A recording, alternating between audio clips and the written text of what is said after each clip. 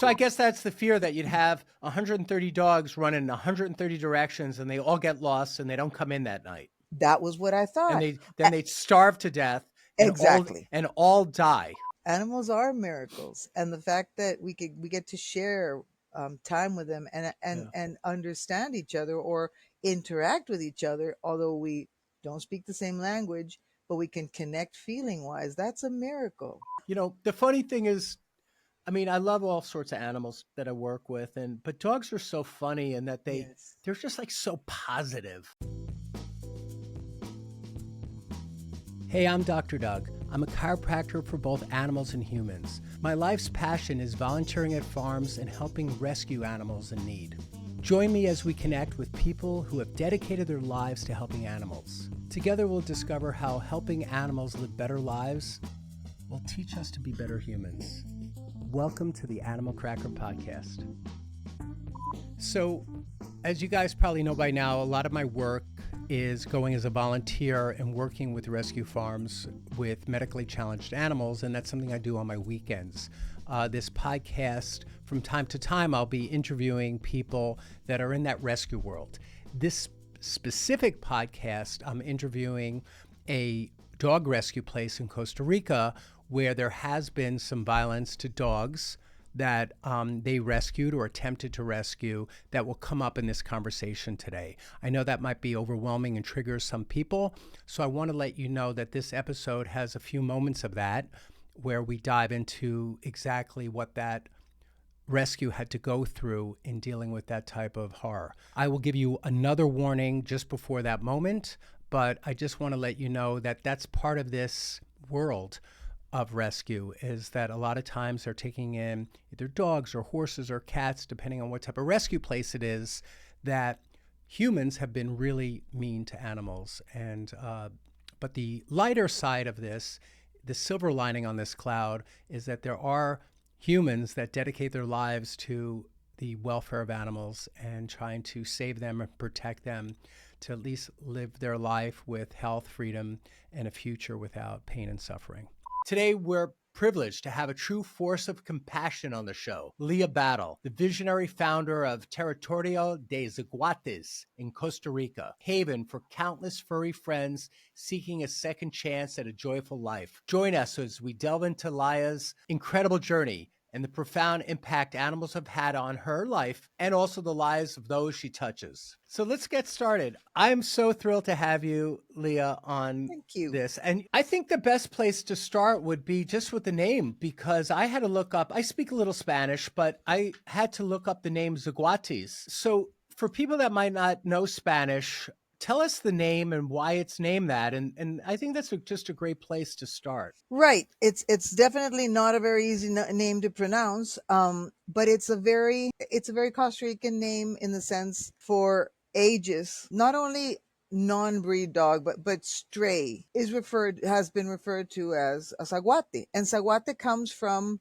a native language of the very few indigenous people we have here, and it's saguatl, and it means mange. So I guess that's where the name came from and how it got its negative connotation. The only reason why it is a depreciative term. I don't understand why people can't feel proud of their unique breeds. So when it came time to name the place where we were taking all these strays, I wanted to call it their territory. So it's Territorio de Zaguates. And a lot of people said, "Ooh, don't call them that." I said, "Why?" The only people who find shame in that are us humans, but they shouldn't be. They're resilient. They're warriors. They descend from survivors. So why should it be bad? Instead of territory of the strays, it's really almost like land of the strays. It's land of the strays. Yeah. It's territory of the strays, but that's just I think land sounds much nicer. See, I just love that, because very often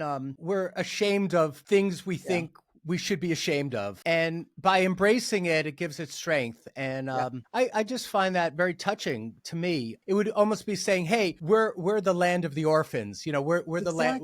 That's who we are. Exactly. What are we going to do? It already happened. Exactly. We can't change that. Why don't we embrace it? And from that embracing of it, we have a chance to rise above. Yes. And so that's beautiful. Thank you. No, and a lot of the injustice that these dogs live under is it comes from that ignorance, from being ashamed of Mm. something that we shouldn't be ashamed of. If people valued how amazing it is for a stray to actually survive past its few first months, and how strong they are, and how Mm. wonderful it is that they're a mix of all kinds of other wonderful breeds, well, then people wouldn't reject them as much. People wouldn't have all these stigmas around Yeah. them. So Is it funny to you sometimes when you get a purebred into your and like a it perfectly bred dog among all the strays? Does it is it funny in that how much of a contrast that is? it just brings it home. It brings a message home that even the ones that have been bought or Mm. bred for a particular purpose are abandoned. We Yeah. have Great Danes that were abandoned because they grew to be too large for their family. What did you Right. expect? What were you buying? So Right. it's just So brings the ignorance closer. yeah. How many dogs do you think you have right at this time? Like where do you sit right now? We're probably nearing 2000. We usually it's been for a while now. It's been anything from 1800 to 2000, and we've been really actively trying to get a few adopted. We've been invited to a bunch of adoption fairs, so we've been able to place a lot of dogs. But December is a month where people abandon or start to abandon their pets. Oh, they don't fit their travel plans or their vacation. Wow. So I know we're going to get more, That's so but we try to crazy. keep it I around that. I never thought there was a season of abandonment, but we're right Yes, it's right now, right? it's now. You know, I've been looking forward to us making this day to have our interview or this talk that we're doing. And I read a lot of stuff about you, but I didn't realize that you did a TED talk and you told a story about how you got started, like how this thing that you're doing found you almost. And could you It share did. that a little bit? And you talked about the bear, but in Spanish The that's bear oso, also, OSO. also. But could you tell that story of how you got started? I grew up in a little bubble, truly. I went to a private school. My parents were very protective, and we were fortunate to live in a nice neighborhood. And I don't know. I grew up thinking that the only underserved animals or underloved animals were snakes and toads. And so those are the ones I loved most. Those are the ones I'd go out for. And I assumed dogs were okay because in our neighborhood, any dog you saw on the street, which is still very common, it belongs to somebody. They just open the door and they let them do their business and they come back. So I didn't grow up particularly worried about dogs or cats, but I've always loved animals. When I moved out of my parents' house, it was to an apartment, so I really couldn't have animals. Growing up, I didn't have a lot of animals. Well, yes, I did, but not dogs. I was already living with my husband, and we had moved into a little fixer upper. And this one it was a little house, and it had a garden in the front and a garden in the back. And all of a sudden, out of the blue, I see this dog come up, and a very beautiful looking dog, but he had the cherry eyes, the little bumps on there on the tear ducts. It's Mhm. pretty common, but I had never seen it. And I thought, oh, poor dog. He must have definitely has an owner. Probably his owners don't think this is serious or can't afford a surgery. I called my cousin who's a vet. There weren't smartphones at that time, so it was just I just described it. And he goes, "Oh, it's very common." And I go, "If I take this dog to you, can you fix it today? And can we have him back today?" And he goes, "Yeah, sure." I go, "Okay." So I put him in the car, took him.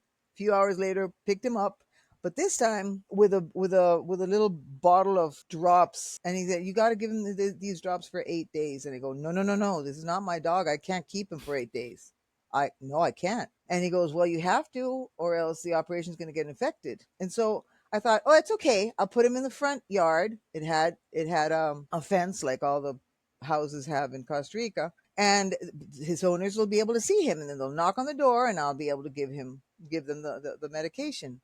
That never happened. Social media wasn't a thing, so it wasn't like I could post them on a page. And I just went door to door for about a week trying to find out who this dog belonged to. Nobody had seen him, nobody knew anything. I thought, I can't, a dog doesn't fit into my life, but it kind of did. So then I got him fixed and I held on to him, and he was pretty. He was a very pretty dog. So I found people who were interested in him, but he was a free spirit. So also was adopted about 7 times, but he was returned 7 times. So he And went out, also, but yeah, people returned him. oh yeah, yeah, he was a handful because, but he was, see, there was this passion for life in him, and if he didn't want to be cooped up in a house.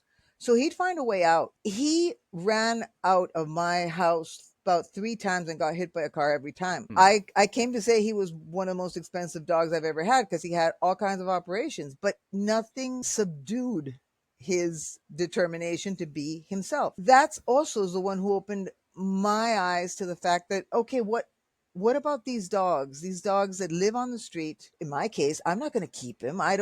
He's not the kind of dog I'm going to keep. So, what do I do with him if I can't find a home for him? And then I realized, no, there's not much I can do. He's either going to go into a shelter and be put down if he couldn't get adopted from my house. Imagine what's going to happen if he gets adopted from a shelter, or put him back on the street and wait for a car to actually finish him. And so I thought, no, that there's this big gap of opportunities. This is wrong. And so I kept him thinking eventually I will find someone for Oso. Never happened. Also lived to the end of his days on the farm, but I didn't have the idea of the farm yet. So Oso was the one who sort of gave me this idea of, okay, what happens with these dogs? Even if they don't get put down in a shelter, nobody wants to live their life in a cage.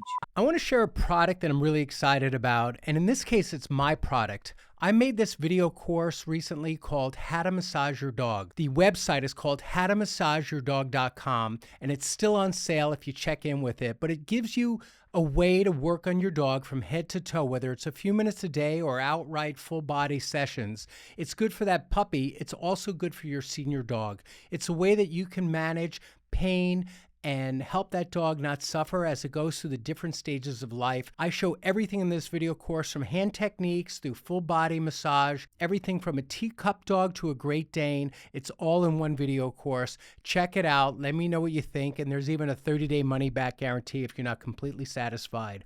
howtomassageyourdog.com.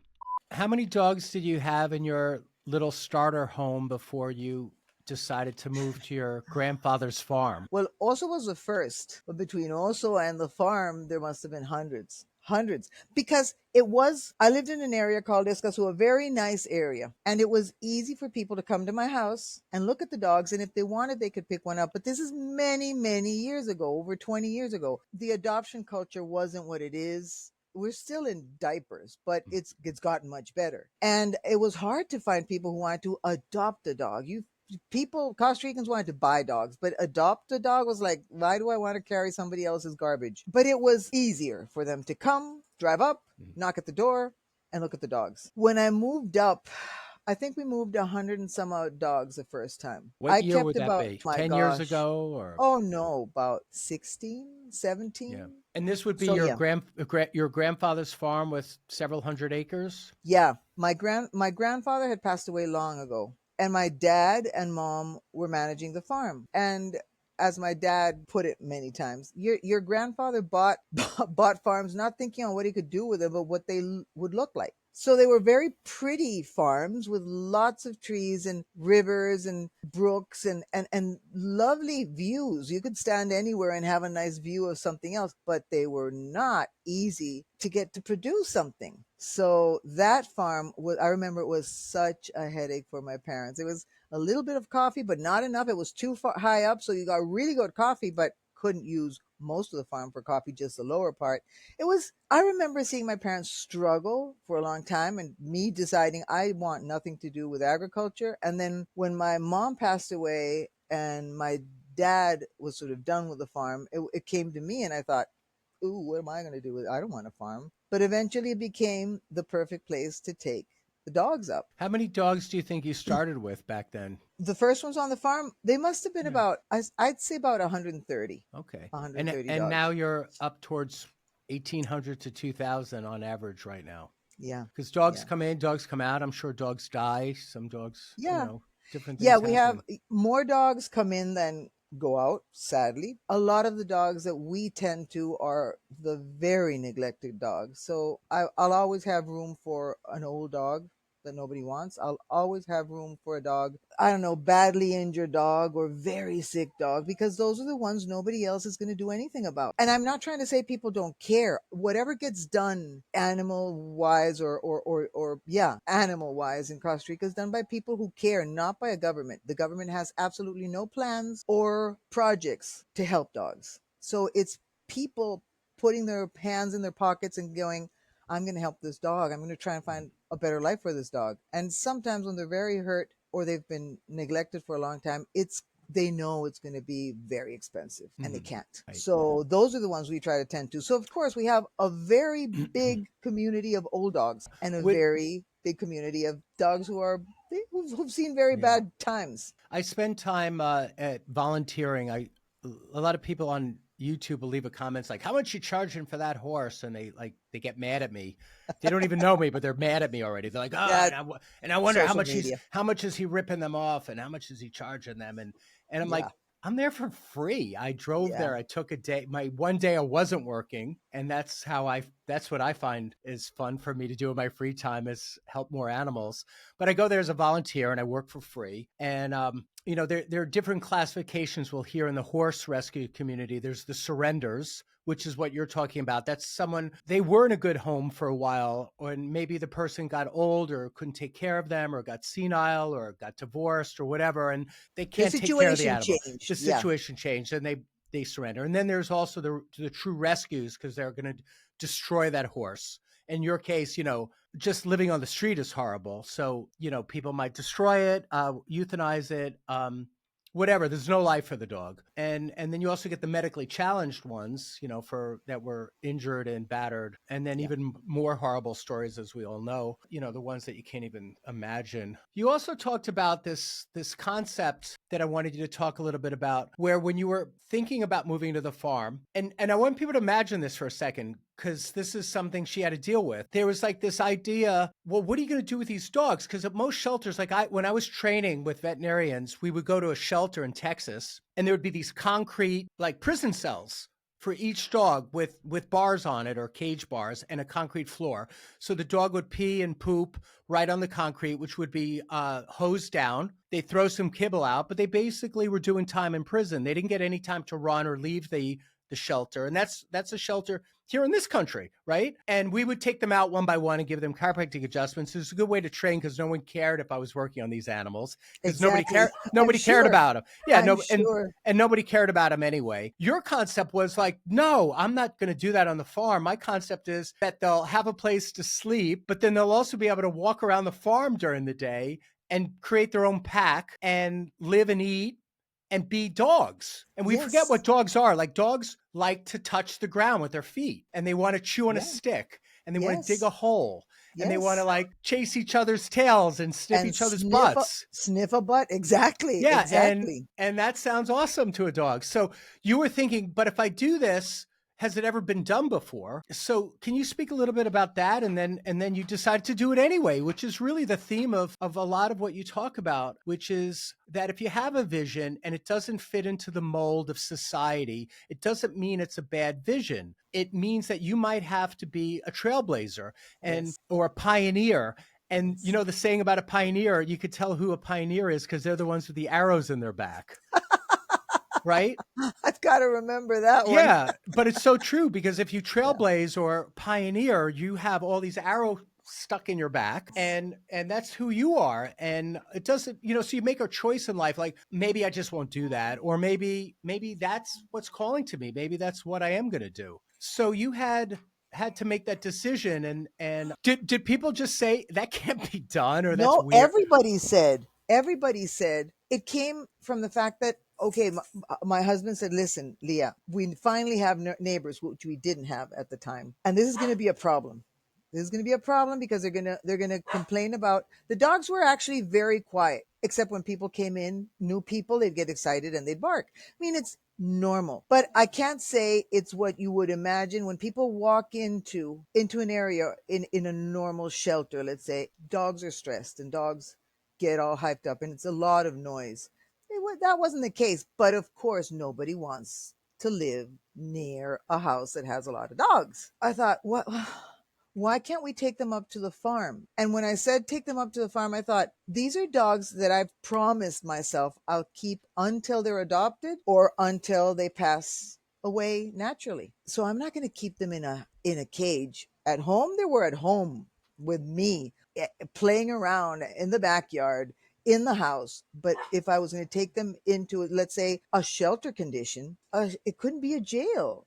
because they don't deserve that. And so I kept asking everybody, look, I have no background on animal handling. I all I've ever done is love animals, but I know nothing. I'm not a vet. I don't know anything about. I'm not a trainer. Certainly, I'm a untrainer. Maybe everybody who knew kept saying, no, it's impossible.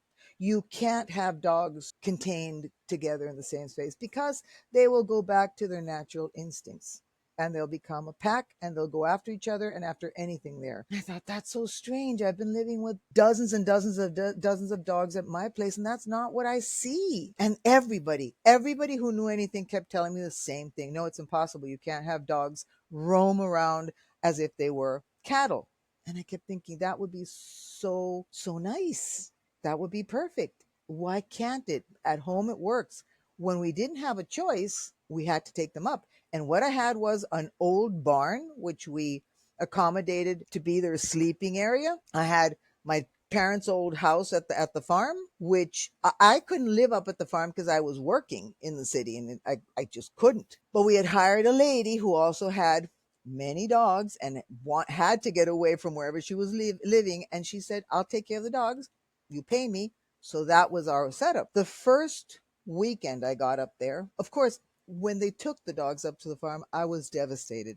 I kept about 20, the very old ones, a few blind ones, but I was devastated because these were my babies that I was going to hand over the day somebody wanted them. And to send them over to the farm and lose track of them it was awful. It was awful. So that weekend when I was finally able to go up to the farm, I see them. They're just as happy to see me. They look fine. They look beautiful. And this lady's son who was visiting said, let's go up for a walk with the dogs. And they go, no, no, no, no. What do you mean go up for a walk? They're going to get lost. And he goes, no, no, I've been doing it all week. They go, no. He goes, let's go walk around the farm with the dogs. With And 130 dogs. with 130 dogs. And Yeah. None of these dogs were the original ones or the ones today. None of them want anything other than to be with people. So what I thought would happen, which was you open the gates and they scatter and disappear, none of them want to leave the company of the people who are there. The So people what would and they do? the pack and the other dogs. Exactly. You walked, they Right. walked behind So I you. guess that's the fear, that you'd have 130 dogs running in 130 directions and they all get lost and they don't come in that night. That was what I And thought. they'd starve to death Exactly. and all die. Exactly. But I mean, we have to give them more credit, and of course they were always fed in the same area, so they know where the Yeah. food is. Do So I started you that go way. for walks with 1,500 dogs now? Yeah. Well, with as many as they want to go. I mean, Yeah, sometimes because it's funny because sometimes we go Saturday and Sunday. So we open the gates on Saturday, and usually most of them come out. We've got lazy dogs who prefer to hang around with the food, but most of them will leave. Some come back after that. let me Yeah. stop you for 1 second. So Yeah. some people are going to be listening to this as an audio podcast, but I also have an Animal Cracker YouTube channel. We're going to put this up there too, so that people could see some of the clips of Okay. you with these dogs on a walk and just what the whole place looks like. So if you're hearing this only as an audio, know that there is a video version of this interview with background film. We call it B-roll. And they'll be able to view it that way if they want to tune in and see what it looks like. So I invite you to see the video version as well. So it turned out that it worked, right? Like It worked. they're okay, and they come home at night and they eat their food and they sleep safely, right? And they sleep and they just follow the people. They just Yeah. follow the people. They're all house dogs lacking a family, but they're all house dogs. I still get people on our social media or people who I meet in person. They go, that's not true. That doesn't work. That can't Yeah. happen. And I go, it does. I mean, it's not, I'm not making this up. I'm not faking it. It does work. And when I was talking to a very close friend of mine who I think is one of the most prepared people, at least in Costa Rica. He prepares dogs for therapy dogs and seeing eye dogs, and all kinds of things. And he knows so much about animal behavior. And he goes, Lya, the problem is all we learn from is what's in books. Right. And in books, nobody's done this before. So in books, what we have is the study or the knowledge of what happens in different kind of packs, but Yeah. nobody's done what you've done. So of course, if people just go by the books, they're going to say it's impossible. It just doesn't Yeah. work. but it does. My favorite quote is the quote from Teddy Roosevelt I think in 1914, in one of his speeches. He said this famous quote. Everybody probably knows it already, but it's, the credit belongs to the man who's actually in the arena, who knows, who's with dust and sweat on his face and knows the highs and lows in life. But there's the critic. The critic is the one that doesn't ever get in there and never tries, and will never know the highs of life and the lows of life. They'll live their whole life critiquing everybody, but staying safe in the middle. And they don't know. So they always have this great opinion about stuff. And he was encouraging, in this quote or speech, it's worth looking it up. You only have to type in, the credit belongs to the man who's in the arena. That's all you have to type in, and the whole thing will come up. But, there's a big difference between, and I get this on my YouTube channel. People they want to tell me how I could do things better, what I'm doing wrong. Sure. And I'm like, where's your videos? Do you post your work? Do you put your butt on the line and show what it looks like to wake up and put your socks on and do your day? And, so you get opinions of people that are nasty, that, could tell you how to do things better. But I challenge them. If you feel like doing what Lya does, then try it. And you're going to have to make tough decisions, and you're going to have to figure a lot out along the way. And it's so much harder to do things in real life than to talk about it. It's easy to point a finger and say, it's so easy. It's so easy to be the critic. Another thing I wanted to talk about, because I think it's juicy material, and it also sheds light on what we're all up against in the world, is you talked about a few different times the authorities came in to shut you guys down because, of course, you're horrible people because you're saving dogs. And you guys should be, run out of business, and how dare you. But it was kind of like, not funny, but funny. Like, they kept coming by to shut you down, right? Like, what was one of the reasons? There was one. Take us through the 2 or 3 different fun sequences. They kept, the way things happen in Costa Rica, there's a lot of bureaucracy, but they kept coming up. There's a complaint brought against you. Oh, yeah, noise pollution. And I go, okay, so we're here to do the measurements. All right. So they walk all over, and then they go, there is no noise here. And I go, right. Okay. So they write us up. No problem here. Then they'd come back. Somebody brought up a complaint against you. Now what? Oh, you're contaminating. How? Well, the feces. These are the receipts. We collect their feces 3-4 times a day. And when we have a truckload, we send it down to be managed by the people who manage the municipal. And you have you had the receipts, the invoices. We had the receipts because you have to pay to get it done. It's not just like, hey, I've got a truckload of crap. Right. So you're not just burning a pile every day. Exactly. It's not like I'm dumping it out in the rivers. Right. You actually pay for like the proper authority to remove it. So that one got dismissed. And then they came back, and what was the next one? And the next one, so they all got checked off, and it was like, well, no, they're really not doing anything wrong. And then the last one, and for me, there has to be a background story, which I haven't discovered yet. Somebody must be very interested in the land, because municipal workers they want to do other stuff in their day. They don't want to be just driving up to a farm to get nothing done. So the contamination again, I go, wait a minute. No, this time it's the urine. What? Yeah. The urine from the dog could be filtering into the water mantles, and could be contaminating all the water. Because my farm we have about 8 streams, eight springs, actually, natural underground. All our water comes from our own resource, our reserves. So I think that's what people are interested in. And I go, but is it contaminated? No, but it could be. And then you said, but there's thousands of acres of farms near you with thousands of cattle, milk farms. And are they collecting their poop? Are they running around behind them collecting their pee? No. How much pee does one cow produce versus a dog? Yeah, well, but nobody's complained about them. That was their answer. We had to pay a $36,000 drilling operation so that these people could actually prove what the different stratospheres, what the different mantles were composed of, and just what possibility there was, if any, of our dogs contaminating the underwater or the reserves, the water reserves in the mantle. So And the $36,000 was just to create the testing? yeah, to create Oh the wow. testing. Wow. And I mean, we scraped this money together. And when we went to present the result, this is, we went with the papers here. And they go, yeah, do this to the authorities, right? And they go, yeah, it'll be 600,000 to get the copies. Something we had to, in order to hand them in, we had to pay 600,000 colones. And we were on the due date and we didn't have 600,000 colones left over. How much is that in US, for example? Right now we're about 530 colones to a dollar. And I mean, every single penny that came in had to go into food or medication. Just scraping these $36,000 for the testing required, we sold a car, we did all kinds of stuff. And Just, what was the result? oh, the result was, yeah, it seems like you can't contaminate. And this is the Meaning beauty. there was no contamination. There was No contamination zero and no contamination. possibilities of us ever contaminating, Right. which was important, right?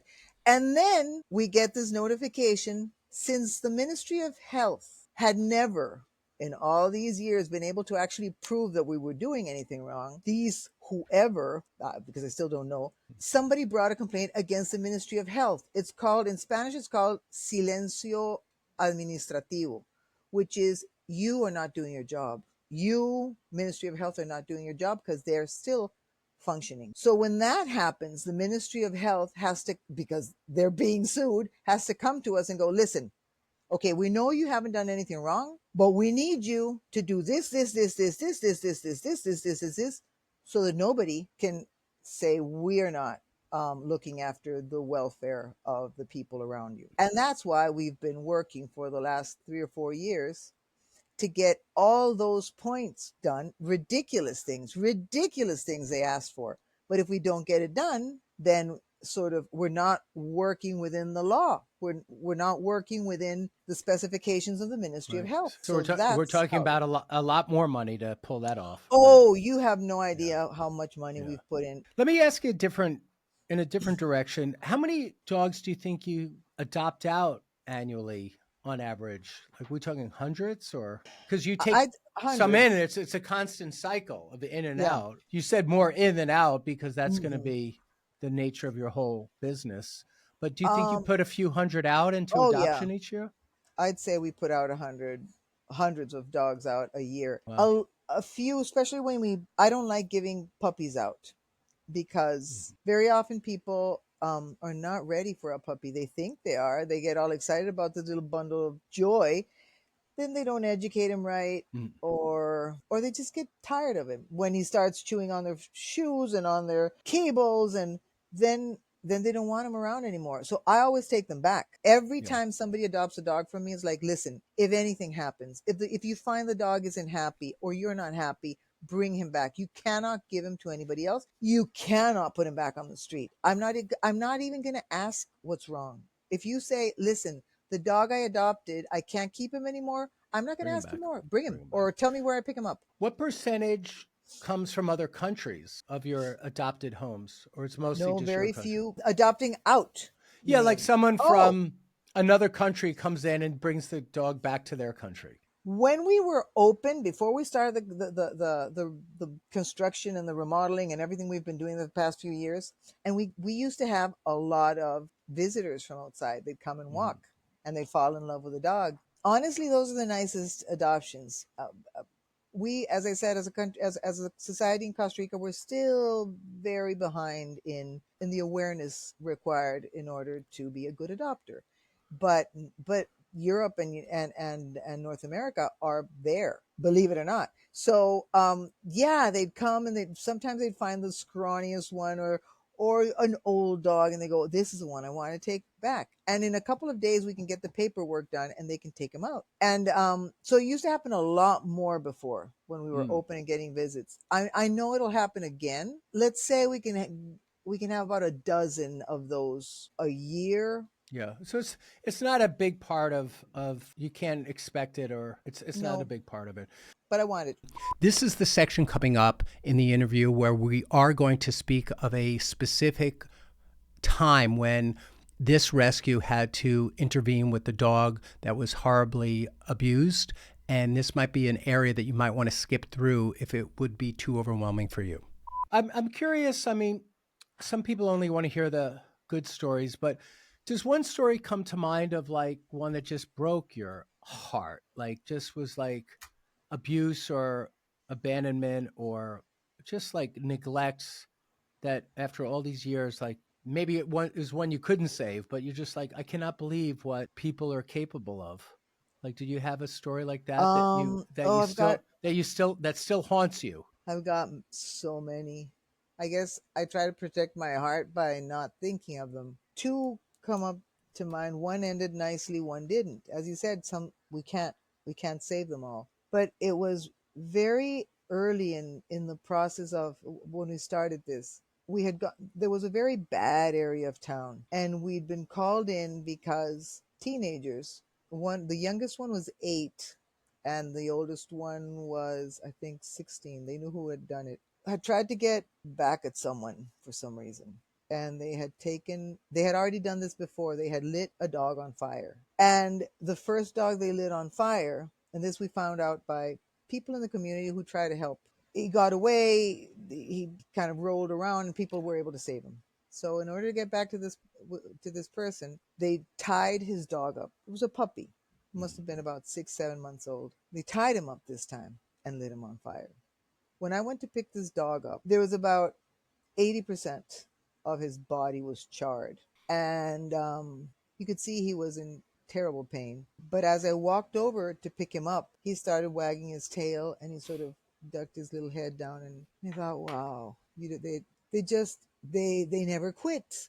They never quit trying to be the best little creature on earth. And we rushed him to the vets, and the vet said, listen, it's very hard. I don't think he's going to make it, because the first thing we have to do is get rid of all the burnt skin, and that's going to leave him, I mean, open to infections, and he'll dehydrate. I mean, nothing's going to hold the liquid. And I said, let's try something. Let's try it. All the way from where I picked him up to the vet, that dog was sitting in my front, in the passenger seat, looking at me, and sort of trying to get his head close enough to my hand so that I could hold his face. He didn't make it, but it broke me in many ways, because you want to save them all. You don't want to think of how horrible people can be and how early in life they can start being horrible. And I know when people are awful, it's usually because they've had an awful life themselves. But that's not the part I want to. I chose to go after the broken animals, not the broken people. There's a lot of people Yeah. going after broken people. He broke my.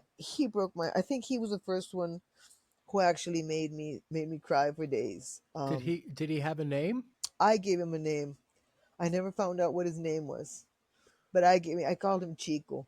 I visited him for about 2 days. The doctors, after all, they decided that they'd try and do it partially, and they said, okay, we're gonna fill him with antibiotics, and we're Mhm. gonna treat one side first, and then the other, and try to have him sort of sedated. And Mm. so for 2 days, I went and I saw him. And problem was, he had inhaled, his lungs were also damaged. We found Yeah. that out the second day. He was having troubles breathing. But so that was hard. I don't know why I asked you that question because I'm looking in my podcast room. I don't have any tissues, and here I am losing it.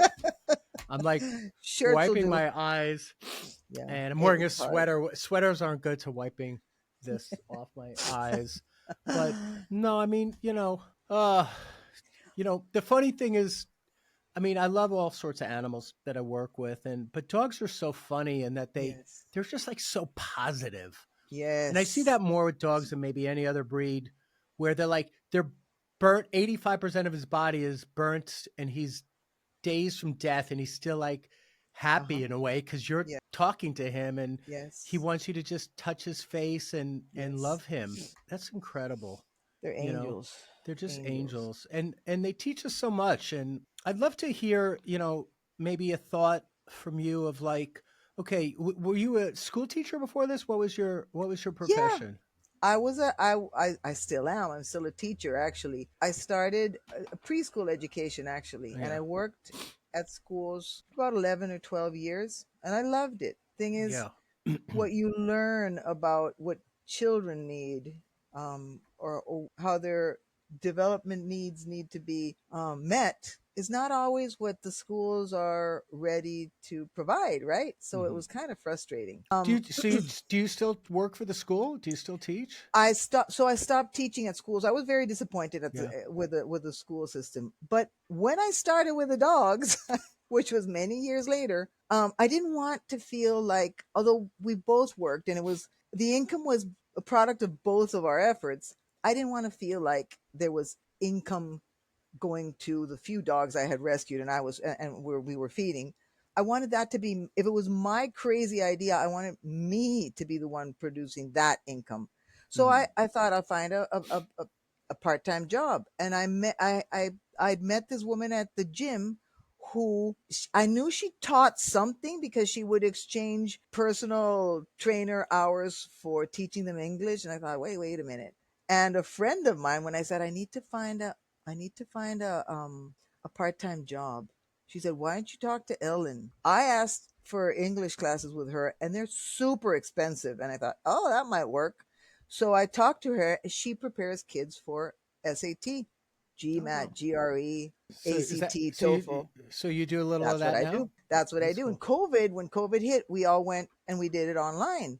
Yeah. And after now that everything's gone back to normal, I was asked the question, "Do you want to go back to the office?" And I said, "No, I like working Yeah. with all my dogs around me, so no." But I said that's still what I do. We help them with their That's great. applications. We prepare them. Good That's for it. you. So here's my question though. My question is, how has working with dogs touched your heart? Like how has it changed you as a woman, as a wife, as a person in the world? What journey did it take you on and how have you showed up differently? And I think it happens to everybody. Anybody who's really shared part of their heart with a dog is better for it. I'm a very positive person. Maybe I always was, but what I've seen dogs overcome, the way I've seen them broken by human beings, disappointed and betrayed by human beings, and they just the first thing they want to do is find a new human being to love, even though all the ones they've met on the street have mistreated them. They're always open to better things coming, and that is life. Is a it's an amalgamation of good things and bad things, and Mm, you choose what you focus on. If these dogs focused on how tasteless their kibble is, they wouldn't be excited every single day when you put the same bowl of kibble in front of them, and thankful, grateful, and yet they do. So if there's something I've learned from them is to just really get over it, walk yeah. past that. It's tomorrow's a new day. Nothing's that important. Yeah. Nothing is that important. I think that's one of the best lessons because I worry a lot and I'm anxious about it. I wake up in the middle of the night going, "Oh my God, I got to do these things tomorrow and I got to call these people back and I got bills to pay." Yeah. And it drives me crazy and you forget to live in the moment. Yes. But then when I'm around animals, this is such a lesson I learn all the time is Yes. like they're not experiencing that. They're experiencing a moment to moment, which is what Yes. all your spiritual teachers will teach you is like live here now, be in the moment. Yeah. So we're trying to learn that, but it's these living, breathing examples of all these things we read about and want to aspire to are being given to us Destroyed. examples on a moment to moment basis with animals. So if you could spend time with an animal, you would Yeah. get this lesson would come through you from them Yeah. through you and you would feel it. Yeah. And I'm using another quote that I like, but Albert Einstein, and I'm going to ruin this quote, so maybe I'll just put it up on the screen. We'll put up the text, but you could go through life like nothing's a miracle, or you could go through life like everything's a Everything's a miracle. miracle. And that's Albert Einstein, like the guy who's you would think doesn't have any like spiritual. I don't know. I guess I have him all wrong if I thought that he's not just about physics, but he knows that the magic of life could be defined by physics, but that's not the magic. The magic is the undefinable part. Hmm. It's the part that makes us feel Like when I Yes. watch theater, I want to cry and laugh and I want to have goosebumps. I want to feel. And when you're with a dog or an animal, you have an opportunity to be in the moment and feel what it's like to be a Yes. human because they teach us how to be better humans. Yes. They reach our Exactly. heart. And if you just get out of the way and just shut your mind off for 2 seconds and just hold a dog or a cow Mm-hmm. or a chicken or kiss one on the head, you'll Mm-hmm. feel like, oh my God, I feel like a human today. Yes. And Yes. it's Exactly. beautiful to get that Exactly. lesson. And so Exactly. every moment we have a chance to have a miracle, or we could think nothing's a miracle. It's just numbers, it's coincidence, it's just all this crap that I deal with and read about. And yeah, that is your life too, unfortunately. But the animals just keep bringing us home to like, but there's something better.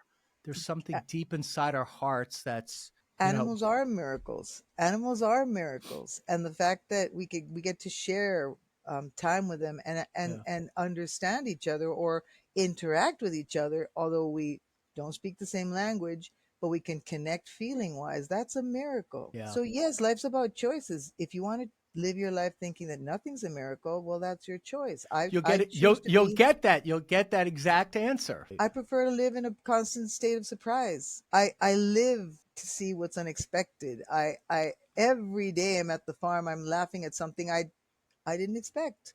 Yeah, Whether it's just the way a dog jumped into the river or I don't know. Life is a miracle from the beginning to the end. If you want to just focus on what you can explain, okay, but there's 90% of life and what happens around us no, is unexplainable, and that is what has to surprise us. And every time we no. discover something new, we grow in feeling, we grow in knowledge, we grow as a person. So you got to be open to thinking and accepting that you're in the company of little four-legged, three-legged, two-legged winged Yeah, angels. there are teachers, right? There, these Yes, that's little what they're here for. little fuzzy guys are and gals are teaching us. Yep. In kind of bringing this to a close, what's a good way for people to connect to your work? I mean, you have a website which we'll say it to us now. What is your website? And It I'm gonna put this on the video Yeah. version, and it's gonna be in the description box. So all her contact will be in the description box. But just tell us out loud, also, like, We have the website where you can actually get to see what we do. Territoriozaguates.org, I think, is our or we have Facebook and Instagram. Also, I think we also have a Land of the Strays, so that it's not such a pain in the neck to get to Territorio Zaguates. If you want to just live pieces of what our days are, yeah, we upload videos of the dogs on the farm eating. Look, I remind people sometimes you'll see skinny, scrawny, patchy dogs. Yeah, that's what we're here for. We're here for them. Sometimes you might not agree with what's happening. Very often I show videos of the dogs swimming in muddy water. It's like, ooh, that's not good. They're drinking from that water. Yeah, okay, they'll do it anyways. They could be on the street starving. Let them. So you'll see everything. You'll see what it is to be a dog at our place. And yes, it's a lot of fun. It's a lot of work for us, but it's a lot of fun for the dogs. At yeah, least that's what I hope. That's why I wake up every day and work hard every day to yeah. make sure they can have that place. Yeah. I like your Instagram. There's a lot of good little clips on little video clips on Instagram. It's a good place to also see some of the Mine, stuff. yeah. Yeah. Yeah. So Yeah, that's really my great. content is less I mean, it's a little bit So more maybe I can come visit you at some point and yes. and We hope to be up and running yeah. again this year. So try not to Yeah. come in rainy October, September, August. Those are sucky months. But If otherwise, I come out, will you give me a few dogs to give chiropractic adjustments to? of You course. think there's a Oh, of few? course. That'd be so. I'm sure you'll find more than one. Yeah. Yeah, They might line up after they see the first one get adjusted. probably. But Yeah. that'll be so much fun to watch. Oh Yeah. my, well, but we also have goats and we have a rescued bull and we have rescued pigs. So you might have more than dogs Well, that's to all good. work on. They're all welcome. Well, thank Yes. you so much. This was Thank you, such a doctor. delight to have you, Thank you. and Same here. I just respect you so much. Thank you. Yeah. Thank you. So do I. I respect you, and you're doing very, very new and brave work. Congrats. Thank you. I appreciate that too. Yeah. Thank you. Okay. Thank you so much. Bye, everyone.